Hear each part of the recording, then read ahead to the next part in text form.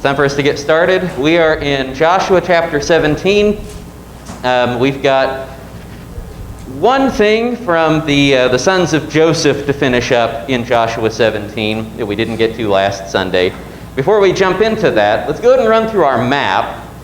And I figured we've got enough of the tribes on the map over the last couple of weeks that we can stretch our brains a little bit today. We're gonna list all of the tribal allotments first, and then we'll just place them on the map by number. And this is a bit of a trick question here. All right, we've got 12 items in the list. We're not asking for the 12 tribes of Israel. We're looking for the 12 allotments in Israel. And you'll remember that not every tribe gets an allotment, and one tribe gets 2 allotments. So I've removed some of the trick for you. But let's go ahead and see if we can list them all first. Go ahead and call them out, loud and clear. What are the tribes who receive tribal allotments in Israel? All right, louder. All right, East Manasseh, which implies West Manasseh. All right, and I'm going to abbreviate pretty much all of these for the sake of time. All right, East Manasseh, West Manasseh. Loud, because I'm pretty hard of hearing up here. Reuben. Dan. All right, Reuben, Dan, Gad.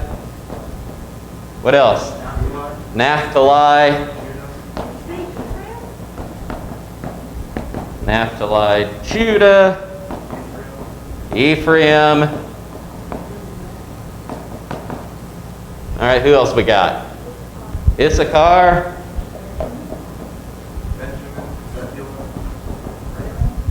Yeah, Benjamin. Call him Ben. Zebulun, we'll call him Zeb. Simeon is one of the tribes that does not receive an allotment. At least their allotment is different than everybody else's. They get an allotment, but it doesn't appear on a lot of our maps because of the nature of their allotment. No, Judah's a unified tribe. Let's see, who are we missing here?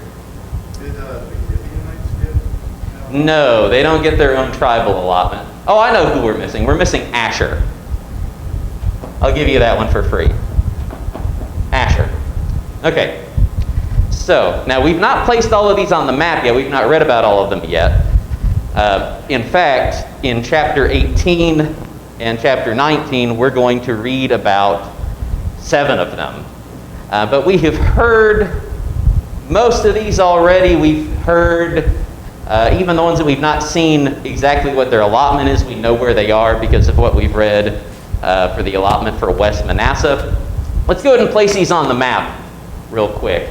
All right, we'll start east of the Jordan, and we'll go north to south. This big red one, what is it? East Manasseh. All right, this green one east of the Jordan, just south of West Manasseh. It's Gad, which is number 5 here. All right, the one on the far south east of the Jordan. Remember, there's 2.5 tribes east of the Jordan, something, Gad, and East Manasseh. Reuben, who was 3. All right, west of the Jordan, who have we read about so far? We've read about Judah. Where does Judah go? Judah's the easy one. Yeah, the big one in the far south, and that is 7. All right, and then we read about 2 more last Sunday. Ephraim and West Manasseh, the sons of Joseph. And where did they go? Yeah, the reddish one is West Manasseh. And remember, Ephraim, all right, so the text handles the sons of Joseph as though they were one tribe.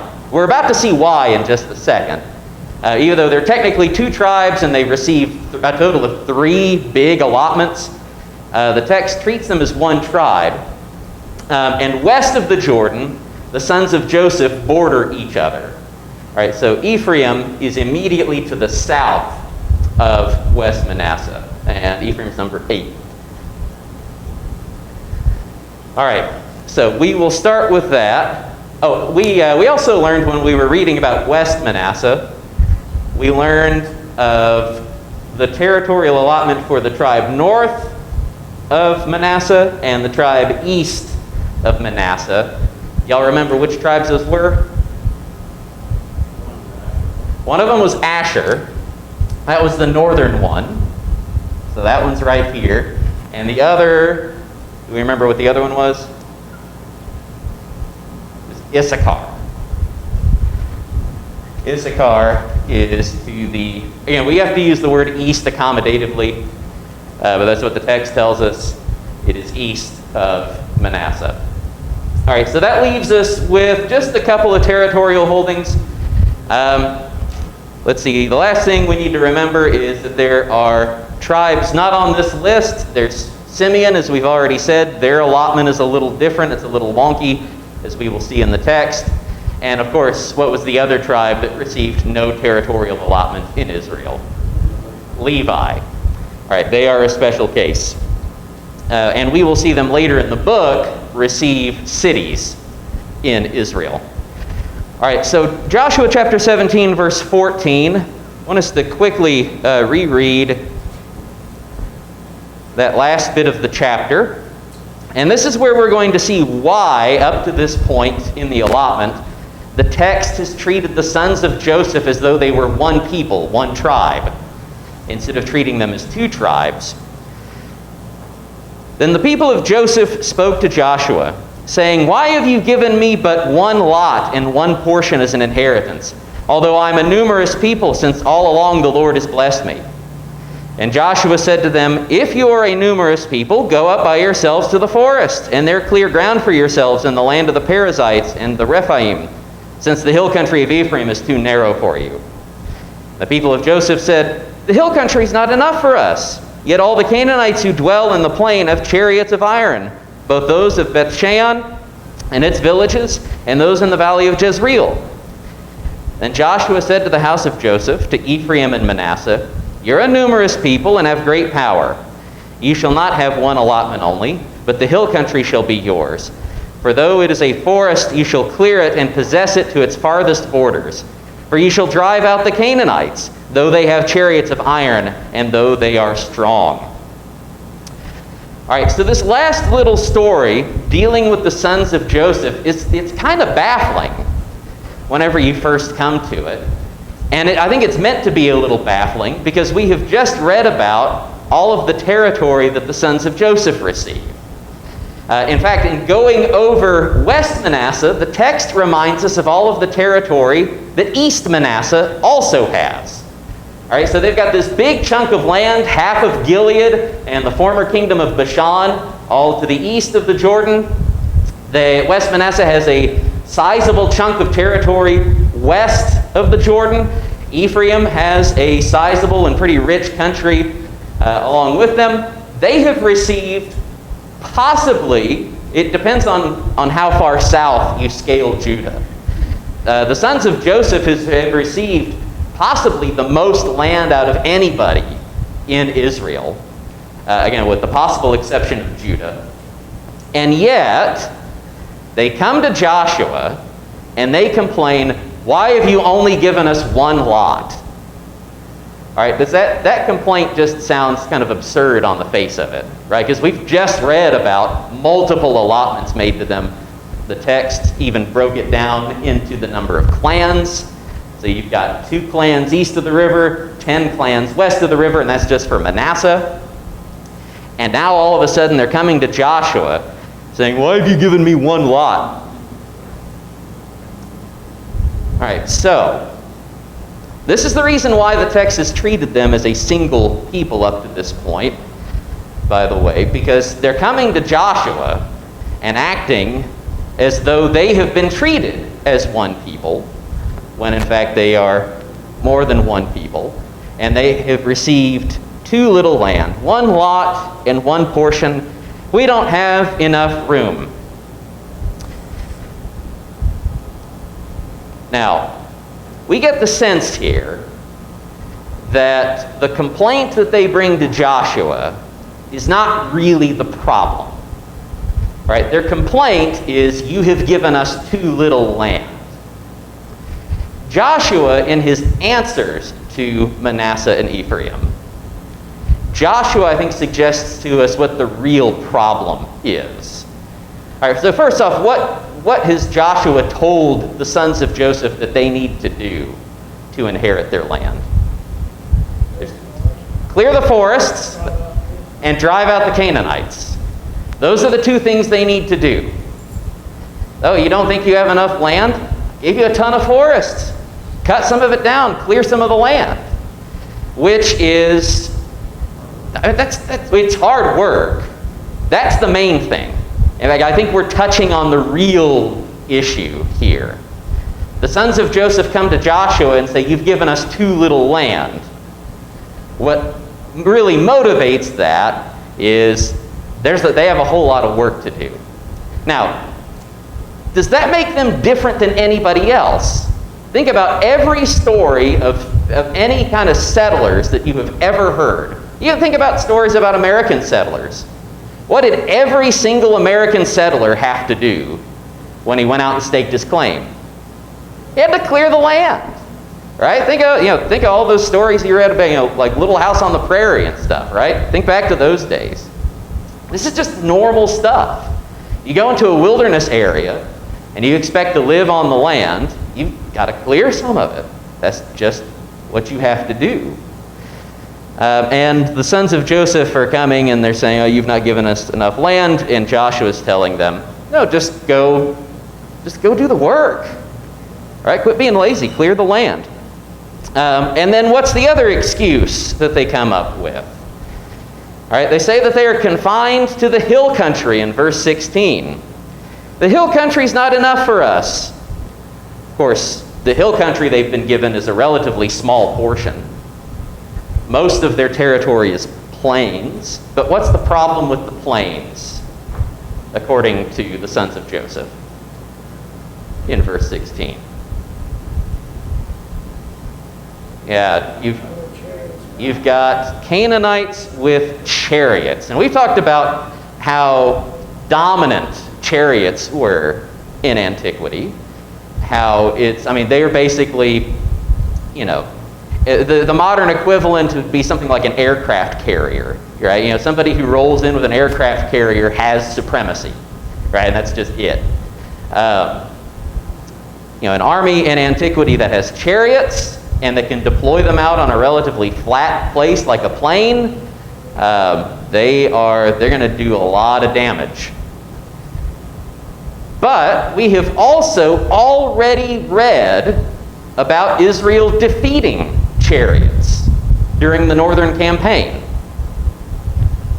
All right, what this should remind us of, when was the last time that we heard about Israelites looking at their inheritance and complaining that the people who live there are too strong and they're surely going to kill us if we go in? Right? This is supposed to ring some alarm bells for us, because this sounds exactly like the way that Israel was talking when they were out in the wilderness and they first refused to go up into the promised land. Oh, this place is full of giants. They're going to kill us all. They're going to kill our kids. And now they've essentially conquered the land at this point. Some of them are already settling into the land. And now we have exactly the same complaint. These Canaanites, they're too strong. They've got chariots. They're going to kill us all. We can't take the plains. And Joshua kind of takes their own words and turns them back against them. They come to Joshua and they complain, why have you given us too little land, although I am a numerous people? Right? There's too many people in my tribe for this little land. All right? Joshua turns that back around on them and says, why are you worried so much about the Canaanites? You're a numerous people. Deal with them. Right? And the whole story of this book up to this point is that, is it really up to them to defeat the Canaanites? Who's defeating the Canaanites for them? God is. Right? That's the whole story of this book. John, I saw your hand. Before I forget, remind me, there were a lot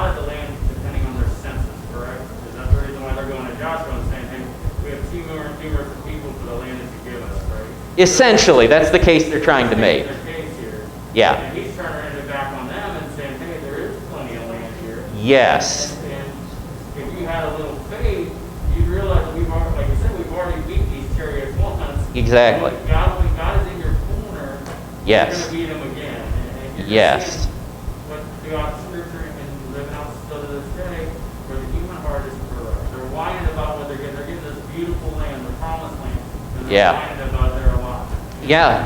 Yeah. And that fear is setting in that we can't beat these Canaanites, but we have God in our corner. You know? Yes. I Yeah. see this rolled over and over and over throughout Scripture. Yeah. I think that we would, as the gift that we have in God's Word, would learn from this as well and be confident when we go to battle for God, that God is in our corner. Yeah. And that we can win that battle because we are a child of God. Absolutely. When I read these stories, it gives me more confidence to be confident that I'm a child of God and that He's in my corner and there's not a battle that I can't win. Amen. And you're seeing it here, and it just lacks that confidence. Yeah. Yeah. And while we're talking about some modern practical applications of this, remember, it's exactly like John said, that they've been given the land, right? They've not been cheated out of anything.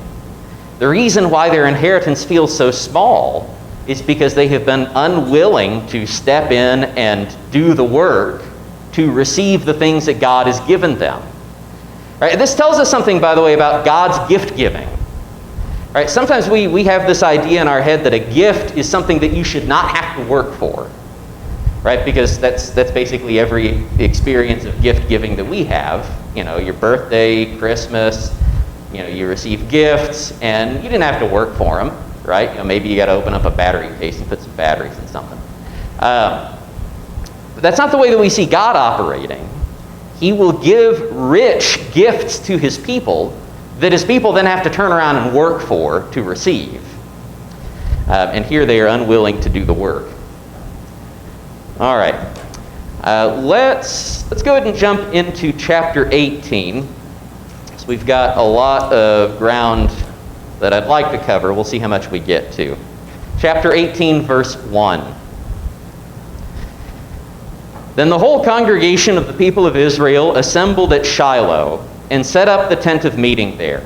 The land lay subdued before them.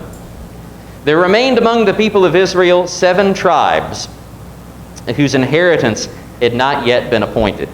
So Joshua said to the people of Israel, "How long will you put off going in to take possession of the land which the Lord, the God of your fathers, has given you? Provide 3 men from each tribe, and I will send them out, that they may set out and go up and down the land. They shall write a description of it with a view of their inheritances, and then come to me. They shall divide it into 7 portions. Judah shall continue in his territory on the south, and the house of Joseph shall continue in their territory on the north, and you shall describe the land in 7 divisions, and bring the description here to me. And I will cast lots for you here before the Lord our God. The Levites have no portion among you, for the priesthood of the Lord is their heritage. And Gad and Reuben and half the tribe of Manasseh have received their inheritance beyond the Jordan eastward, which Moses, the servant of the Lord, gave them." All right, so the text begins with this notice that Israel has set up the tent of meeting at Shiloh. All right, this is a pretty brief notice for what would have been a major event. Right? We see the tabernacle and the temple get set up in other places later on in Scripture, and it's a pretty big event. Here it's passed over pretty briefly. For the time being, the Lord is causing His name to dwell in Shiloh. And continuing the final thought of chapter 17. Chapter 18 tells us that Israel is becoming reluctant to take the land. All right, so we just read about Ephraim and Manasseh being reluctant to go in and take their land. The other 7 tribes have been reluctant to do anything to receive an inheritance. So that Joshua chides them for taking too long. How long will you put off going in to take possession of the land? Now, here's the thing. Again, the text emphasizes to us this is not like real work that Israel has to do. in any sense of having to win a victory for themselves. Right, verse 1 tells us the land lay subdued before them. Right, the conquest was made. Again, Ephraim and Manasseh have been complaining, oh, we got to go beat these Canaanites with their chariots. The text tells us the land is subdued before them. All they have to do is go in and take it. But these 7 tribes have been slow to claim their inheritance. Why have they been slow? The text doesn't tell us. We get no sense of their motive here in being slow to claim their inheritance. What we're seeing, though, is that we've had this really, really nice image of Israel in this point, up to this point in the book. Israel has been eager in their faithfulness to God. Not only have they obeyed, but they've done so quickly, immediately, eagerly, with the one exception of Achan.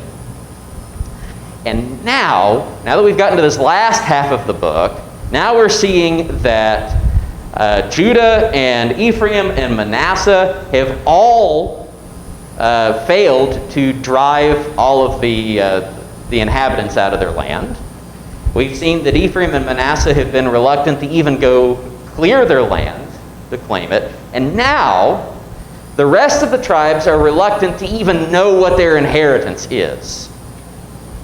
All right, so we are watching Israel's faith, or at least our image of Israel's faith, slowly fall apart in front of us. Wayne? I just thought of something. When they were first put to conquer them, they were all together.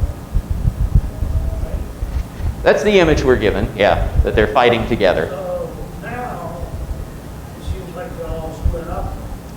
In a sense, yes. Judges will give us a slightly more nuanced picture of that, where some of the tribes will kind of team up with each other to help each other out. But yeah, by and large, you're right. At this point, as they're going to claim their inheritance, they are left on their own to go in and finish claiming their inheritance. Does that have something to do with it? Possibly, where formerly they had Joshua at their head, and they had all their brothers at their backs, and now it's just them on their own, and they've lost their confidence, perhaps. There's also the thing about, the eastern tribes are supposed to help out with the western conquest, but now they're going back, are they? The text hasn't told us whether the armies have gone back or if the fighting men are still west of the river. Well, even then, they should be with everybody else to conquer the rest of them. I mean, that's what I thought. Yeah, so the way the text is presented it is that the campaigns are done, the power of the land is essentially shattered. It's just a matter of the tribes going in to actually take possession of their inheritance and drive out the final vestiges of whoever's there. So we're not, at least the text hasn't given us any indication at this point that the tribes should still expect to receive support from all of the other tribes, militarily. Which I think plays into their reluctance to go in and take their inheritance. So, good. I would understand it then, because you were left on your own. You're not getting any help. Yeah, we've not received any indication that they're supposed to expect that at this point. A couple of things before we move on. Yeah. You say that he's sending spies in again to the land. I was just about to ask about it. Go ahead. So this is the second time. So Joshua and them have already done this, right? Yeah. Before they inherited the land. And Yes. Joshua and Caleb went into the land to spy out. They come back and said, hey, some of the spies come back and said they're too big, right? Yeah. And so we're seeing this all over again. That's So Joshua exactly said, it. But my math is messed up. Because you got the four allotments already. You got west and east Manasseh. And you got Ephraim and Judah, right? Yeah. And then they said they're going to cast lots for the other seven, but isn't there really eight? So these two haven't received their allotment yet. We were just told where they end up whenever we read about West Manasseh. So we've got, the number is going to be off, though. So we've got 1, 2, 3, 4 up here, 5, 6, and then the one more that's missing is Simeon, because his allotment's going to be weird. But excellent point, though. The text has once again reminded us of that disastrous incident in Numbers with the spies. Right? So at the end of the last chapter, we got this reminder about the people are too strong, we can't defeat them. And now we've got a really explicit reminder of it. Joshua says, send me 3 men from each tribe. I'm going to send you to go up and down the land and look it over and divide it out. They are on another spying mission. Right? Spying, maybe not, spying has different connotations in English than it did in Hebrew. Right? They're not spies in the sense that we think of spies. They're just going in to survey the land. Right? As the original spies were. Yeah. There's another question here. So there's 3 men from each tribe. Yeah. Are they all supposed to go together, or are they supposed to go separate? That's unclear. You get the sense that this is like one big unified project where they're supposed to be dividing all of the remaining land up into 7 parts, which would imply they are probably working together, but the text doesn't make it clear. 36 men total, all throughout the whole land? It's 7, well, it's the 7 tribes that remain, so it'd be 21 men. Oh, Yeah. 7 remain? Yes. Oh, okay, not each one, Right. Yeah. from each tribe. I Yeah, so the 7 remaining tribes that have not received their inheritance yet. So, good question. All right, so second reminder that we have received about the incident with the spies, which cues us in that, again, things are not looking great for Israel at this point. So that is almost immediately allayed, though, by the very next thing that we read in the text. Let's return to verse 8. So the men arose and went, and Joshua charged those who went to write the description of the land, saying, Go up and down in the land, and write a description and return to me, and I will cast lots for you here before the Lord in Shiloh. So the men went and passed up and down in the land, and wrote in a book a description of a description of it by towns in 7 divisions. Then they came to Joshua to the camp at Shiloh. And Joshua cast lots for them in Shiloh before the Lord, and there Joshua apportioned the land to the people of Israel, to each his portion. All right, so we've just been given a little doubt. Now at this point, the passage that we just read entirely emphasizes Israel's obedience, like we're used to seeing in the book. The men do exactly as Joshua tells them to, and then Joshua fulfills his commission from the Lord that we read about, I think way back in chapter 13. The Lord told him to cast lots for the inheritance. Joshua does that. And this, by the way, is why the text told us about the tent of meeting being set up at Shiloh. It shows us that Joshua is performing this task in the presence of the Lord. Right? And that's the whole point of casting lots, is to receive the Lord's judgment on these things. All right, so at this point at least, Israel has been hesitant, but things are still technically going according to plan. This is just something we need to keep our eyes on as we continue what is going to go on with Israel. All right, let's finish up today by reading about the inheritance for Benjamin. I think that's probably all the time that we're going to have for this morning. Next week, we will look at chapter 19, and that will cover the inheritance for the other 6 remaining tribes. 2 of them are going to be really bizarre. Simeon, we've already mentioned several times, and then the very last one they mentioned, Dan, is, once we get there, you'll see how weird it is. And when we get to the book of Judges, you're going to be scandalized. I'll just say that. It's one of my favorite stories in Judges. All right, so chapter 18, verse 11, for Benjamin. The lot of the tribe of the sons of Benjamin according to its clans came up, and the territory allotted to it fell between the people of Judah and the people of Joseph. All right, now, as we look at our map, we've got 2 allotments that fit that description. I'll go ahead and give you this one. It is the one next to the Jordan. That is Benjamin. All right, so Benjamin is immediately north of Judah, touching the Jordan River. It's in between Judah and Ephraim. The tribe that's supposed to take up this portion, again, we'll read them next week, Lord willing.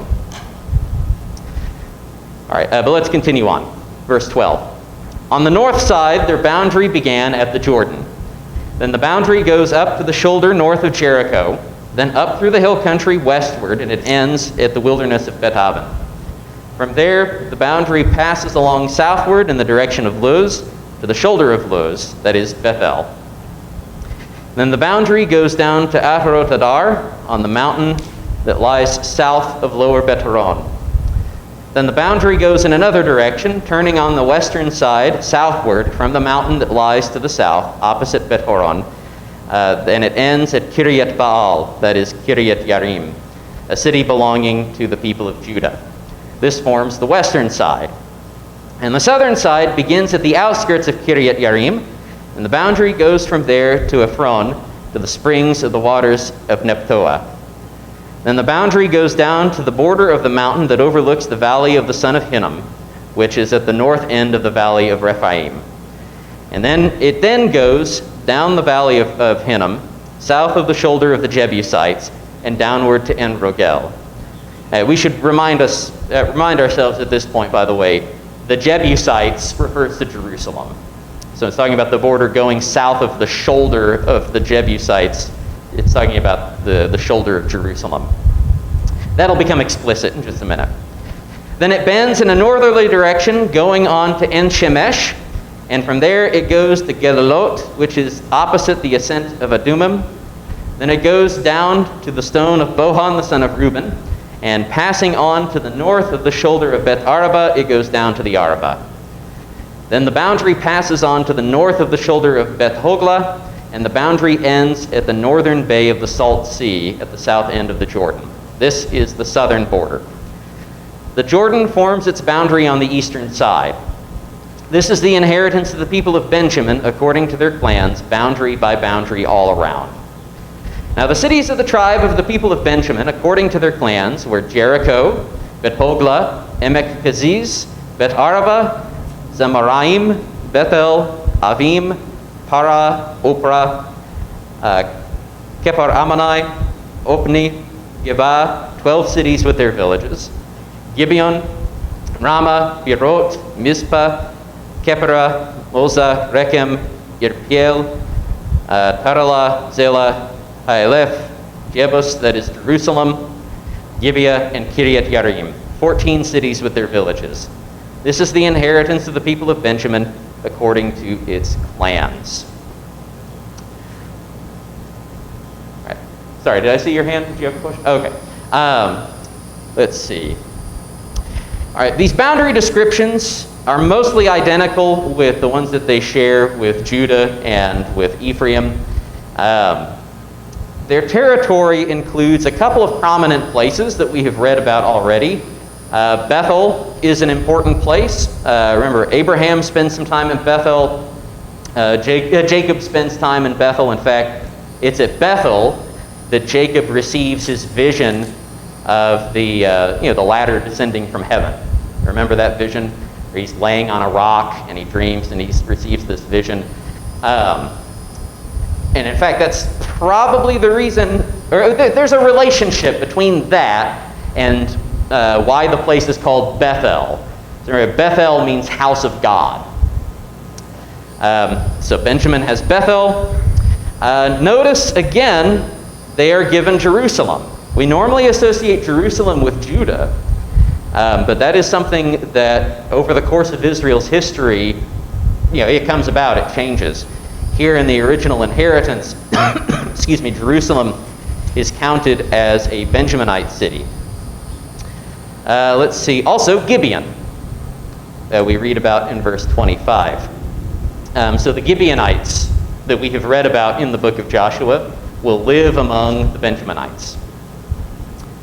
Let's see. Oh, it also includes Jericho, although remember what's special about Jericho. Are they supposed to rebuild it? No. What happens if you try to rebuild it? You're cursed. Yeah, you're cursed, And the curse is God kills your kids, in short. All right, so the ruins of Jericho are in the midst of Benjamin. Not that there's anything that they should do about it. We also, and we'll just note this now, and I think I'll remind us of it again next Sunday. We read of a city in verse 25 called Ramah. Over the next chapter or two, we're going to see a lot of places named Ramah. You've got one here in Benjamin. There's one in Simeon. There's one in Asher. There's possibly another one in Naphtali, although that might be the same one as the one in Asher. And the reason why we see so many Ramahs is that Ramah means high place. And there happen to be a lot of high places because Israel is a hilly country. Although that phrase high place, at least to us, reading back in the Old Testament, what does that immediately conjure to mind? Idolatry. It is and I think we're supposed to read it this way as an indication that, wait a minute, there's an awful lot of places in Israel called high place for a nation that's not supposed to have any idols, right? It's like a lot of the Baal names that we have seen. Ramah, again, it's kind of the ancient equivalent of Springfield. Like everybody has a Springfield. It's like 50 Springfields in this country. Although, again, it carries that religious connotation that Springfield doesn't. All right, well, that does us for this week. We will jump into chapter 19 next week. Thank you so much for your questions and comments and your kind attention this morning.